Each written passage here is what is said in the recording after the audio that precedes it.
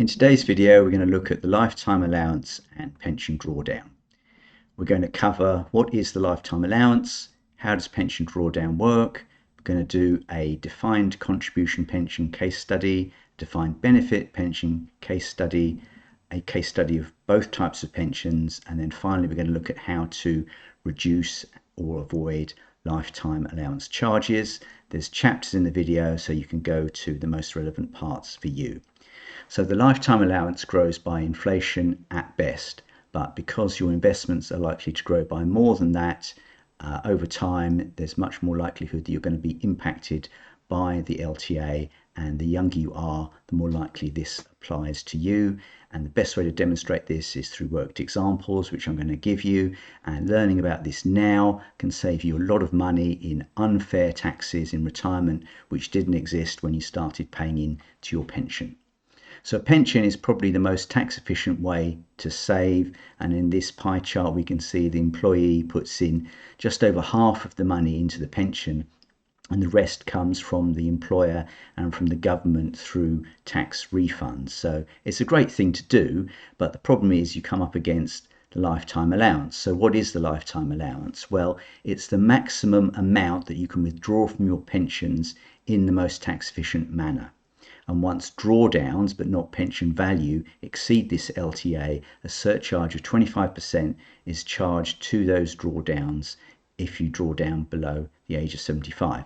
The current lifetime allowance is just over £1 million, frozen until April 2026. So it seems like a lot of money, but if you think about it being in place until you're 75, you've got quite a long time to get benefits of that amount.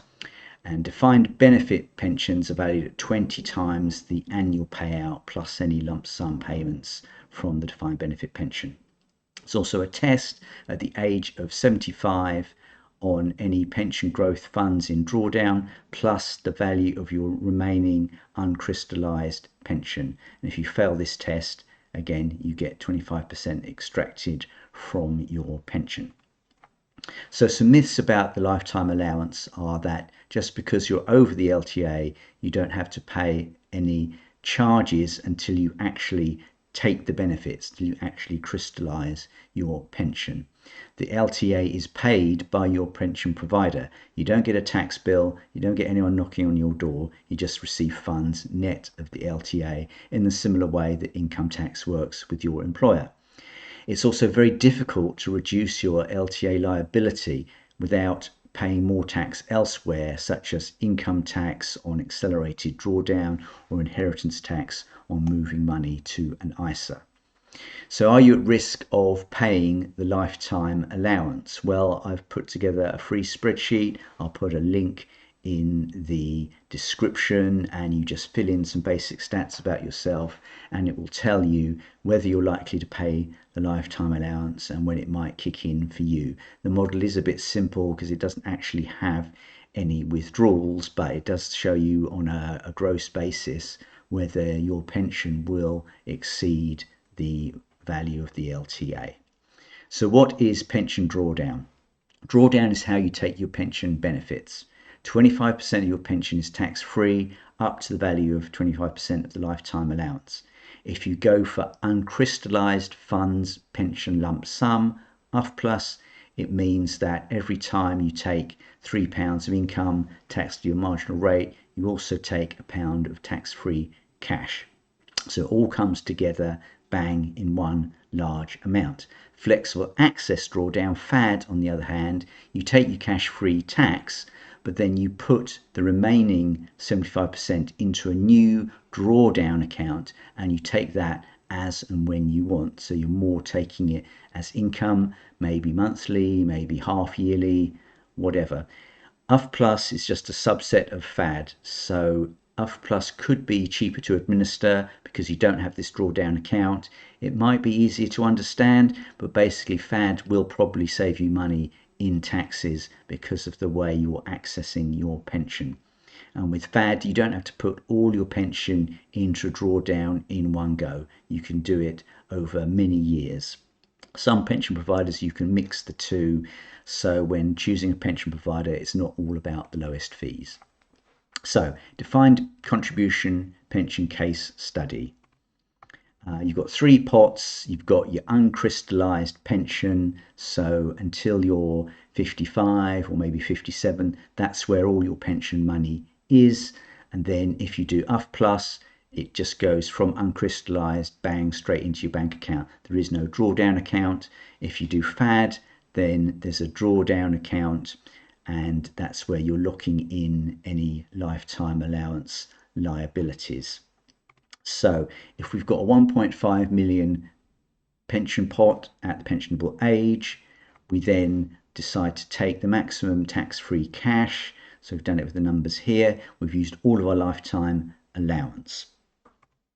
So then 3 years later, if there's been 20% growth on the fund and we've decided to move £200,000 to the bank account, then the income will be taxed at the marginal rate when we take it out of the bank account, but there's no lifetime allowance test because we're only taking money from a pot that's already crystallized. It's already been assessed for the lifetime allowance. Now we go forward another 15 years. We've had 100% growth in our pensions, so everything's doubled. We've used up all our lifetime allowance, so we get 25% charge on the combination of these two. So we get a bill of over £400,000 on our 75th birthday.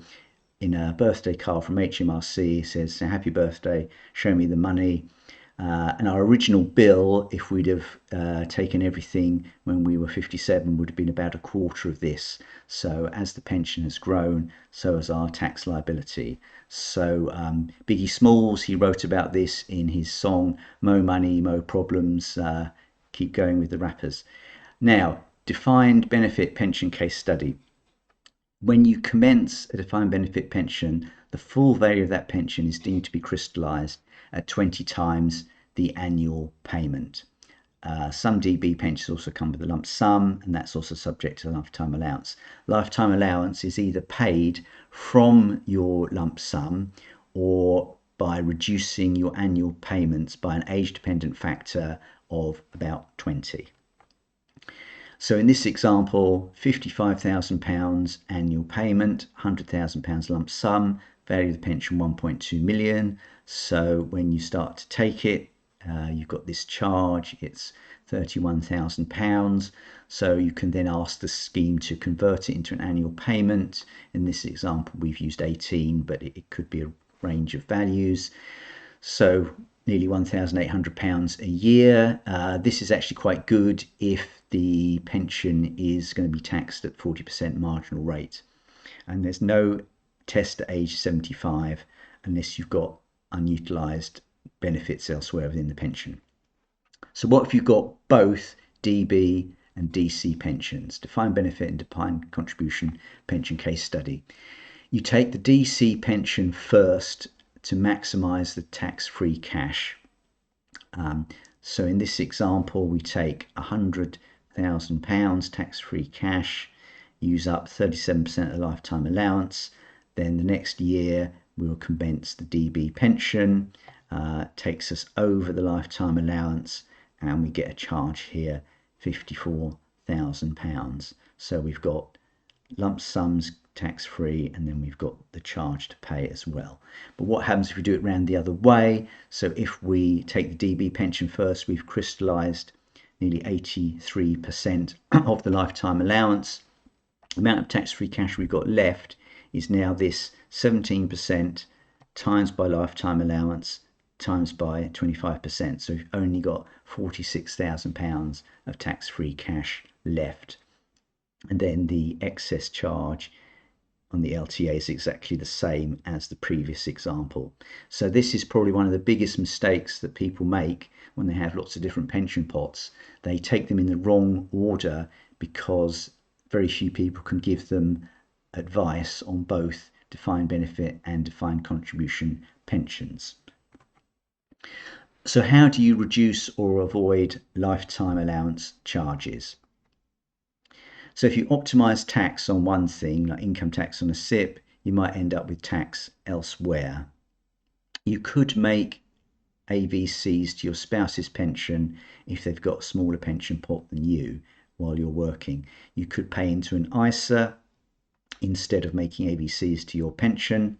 You could retire early. You could apply for lifetime allowance protection, but this assumes you haven't made any contributions recently and the LTA protection does not grow with inflation, so you could actually be worse off. You could ask your employer to pay their pension contribution to you as salary. You can also accelerate your pension drawdown and take more money than you need to spend. So this would involve recycling from a SIP to an ISA.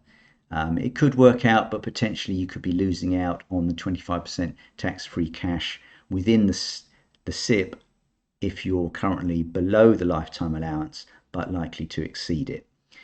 So you might be better off waiting until you're hitting the lifetime allowance because you don't know how it will change in the future. ISA is subject to inheritance tax, but what if your children are 40% taxpayers? Then it's actually fairly neutral how they inherit your wealth.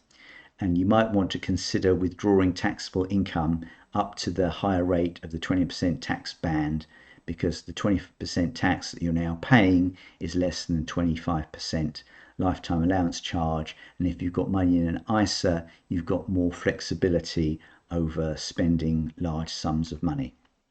So beware of tax advisors. They might save you income tax by putting money into a SIP, but then your SIP might be too large and it'll attract the lifetime allowance. They might then tell you to move money from a SIP to an ISA, but then you've got a problem of inheritance tax. So we've got this tax balloon, squeeze on one place, the air just goes somewhere else. You don't really get rid of the problem. You need a holistic model over your lifetime, and that's something that I can provide for you. And tax advisors will claim savings that can ultimately disappear. So I hope that has explained the lifetime allowance. Please put any questions in the comments, give it a like, subscribe. You want to find out how your pension provider explains all this and what options they allow. But don't pay for any advice from them, just ask for information. It's difficult to plan for your taxes at age 75 when you're 57. So undertake lifetime allowance planning, but keep it flexible, and contact me and I can explain to you my detailed lifetime financial plan.